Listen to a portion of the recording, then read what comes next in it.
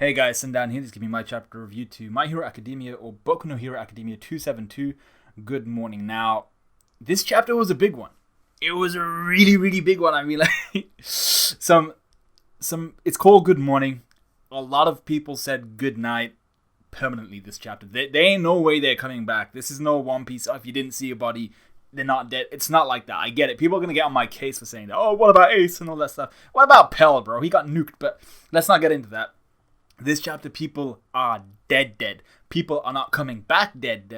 It's insane. Let's start small. All the 1A, 1B kids are getting senior folks, animals, regular citizens out of the city in their own ways. They're getting them to like trams and shuttle buses and stuff like that. They're flying mans away, speaking to the animals, all that good shit. Bakugo does Bakugo things. He's talking to an old lady. She's like, I have a husband. And he's like, kiss my ass, get the hell out of here. So I thought that was pretty funny. He's trying to, like, he cares in his own way, even though he really needs to learn how to speak to elderly folks. However, Deku stands slouched over, shitting bricks because he's being spoken to by the first freaking holder of One for All. The holder of One for All, the first one, is speaking to him saying, boy, he's coming, stop him, the blowback will be here soon, we don't have long to speak. Freed from the shackles of humanity, his power now swells. A transcendent one is coming. Those 5 things. Now, I'm pretty sure I speak for all of us here, but it's not just me.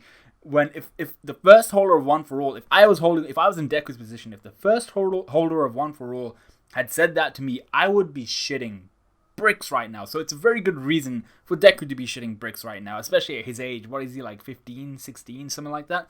Deku should be shitting bricks. I'm glad he's shitting bricks. But he's also not sure of what to do. You know, the holder of One for All is saying, oh, go stop him. It's a little bit late for that. The guy's awake. Everything's decaying. You want him to stop it. It's a little bit too late. But I suppose, you know, just bad timing. I don't know.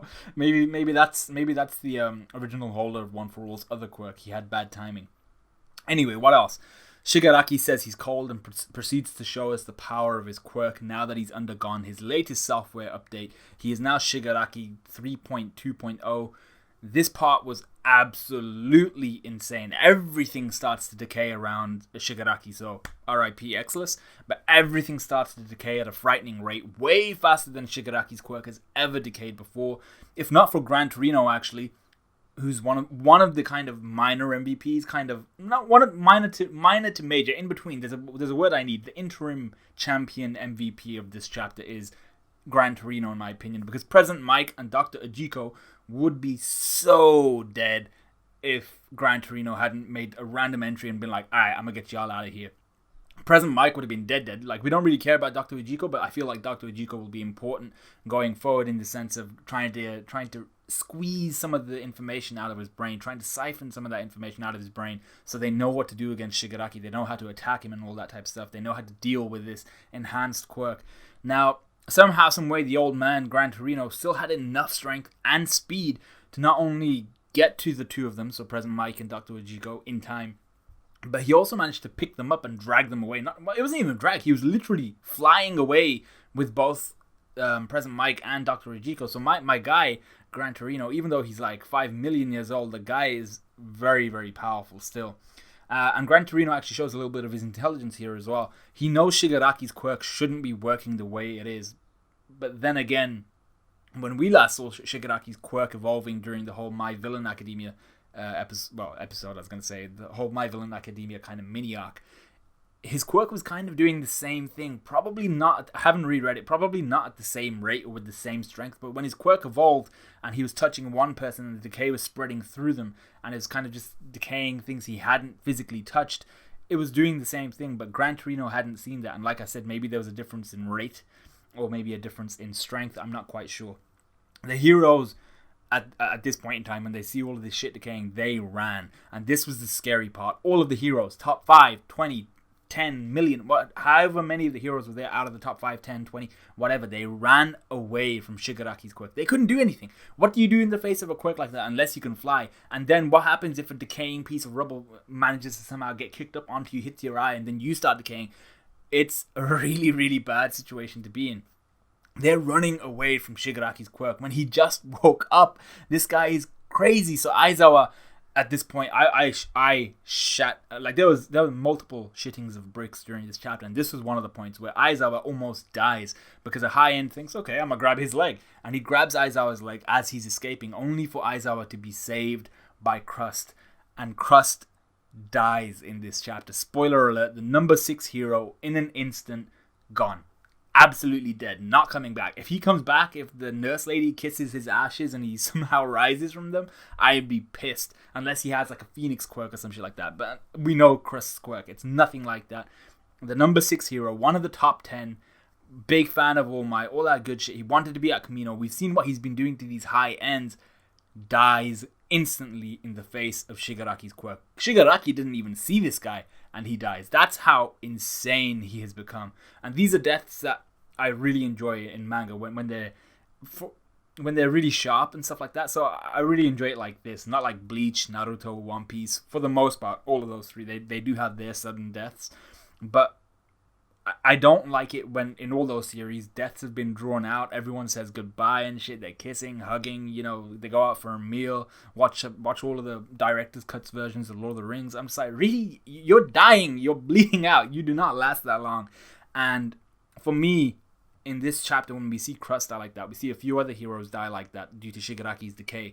This is what real death looks like in a battle. I've never been in a battle, but this is what it is to me, in my opinion. Short, sharp, sudden. No explanation, no last bit of dialogue, nothing like that. It's just death. That's how it is. It just comes, goes. That's exactly how I like this, and that's why Game of Thrones, I feel like, it had such a huge amount of success, is because there was no bullshit. If you're gonna die, you're gonna die. You don't come back unless you're maybe the mountain or something like that. That might be spoiler territory. So the worst part is that Crust wasn't even sacrificing himself for Aizawa. He'd already begun, or he'd already been caught actually by Shigaraki's decay, and instead of worrying about himself and being like, "Ah!" and like trying to pat himself down or anything like that, he looked around for who he could help out. He saw Aizawa and he was like, "Here we go," and he threw his frisbee, cutting off the arm of the high end. He dies with a smile on his face and a tear in his eye, which was heartbreaking. And also, someone actually pointed this out on Reddit. When we see Ryukyu and the rest of them with Aizawa and stuff escaping from Crust, well, not even escaping from Crust, escaping from this underground laboratory, we see it all from Crust's point of view. We see him giving a thumbs up, and then we just see this black kind of silhouette of a thumb crumbling away, and that's Crust's arm. I didn't realize it the first time, which makes it even worse as we see his hand crumble. I was like, oh my god, Crust. Like, I didn't really care for Crust, but when he did this, I was like, god damn, Crust he is the MVP of this chapter. And the pain on Aizawa's face as he realizes he's been saved from certain death. From his perspective, I reckon he thinks Crust sacrificed himself to save him. But from my perspective, I was just like, Crust was kind of already disintegrating from the way that the chapter read and from the panels. Crust had already been hit by decay, and he was just looking for who he could save. Endeavor has Miruko and someone else. I think he's escaping with them. Everyone jumps on Ryukyu to get the hell out. We see Gran Torino flying away as well with President Mike and Dr. Ujiko. We see a few other heroes disintegrate. We see Wash using his bubbles to evac some patients while the mountain cat lady uses her Doton Jutsu, getting some earth pillars or something to slow down the spread of the quirk. I'll get back to that later. When we see Deku do the same kind of thing. The Doctor then gives this epic monologue talking about Shigaraki's rise and the hero's fall. Everything that they've worked for is crumbling away in the face of Shigaraki's quirk. And as the mountainside gets completely disintegrated, I was looking at this like, holy crap. All we see is Shigaraki chilling as this mountainside decays. And I'm just like, this is him when he just woke up. He ain't even brushed his teeth yet. And Shigaraki here throws the ultimate disrespect. Like, he spits on someone's grave here, legit, by casually sliding on Exelus's cape as he destroys a quarter of the city. And as we know, Exelus is 100% dead. There is no way Exelus escaped that.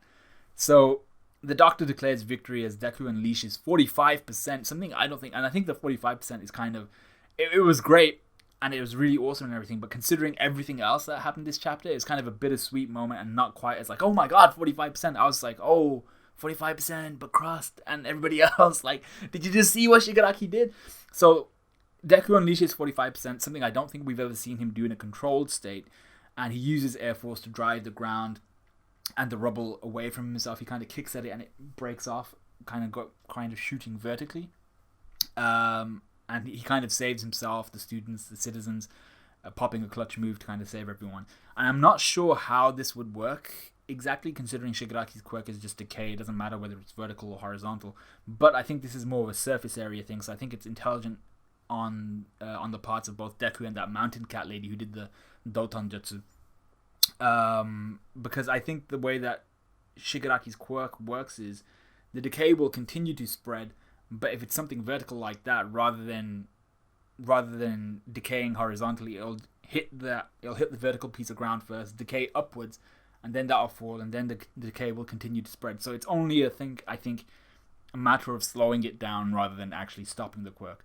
But this chapter was just wow. And then the fact that Deku can actually just jump straight to 45% now. Let's address that. That's absolutely insane, but also very timely. With Shigaraki being able to destroy cities just like with a sigh, my guy and everything's a quarter of the city's gone. The new gen of heroes really need to power up quick, fast, and in a hurry. So let me know what you guys thought of this chapter. Let me know what you guys thought of this review. I thought it was absolutely insane.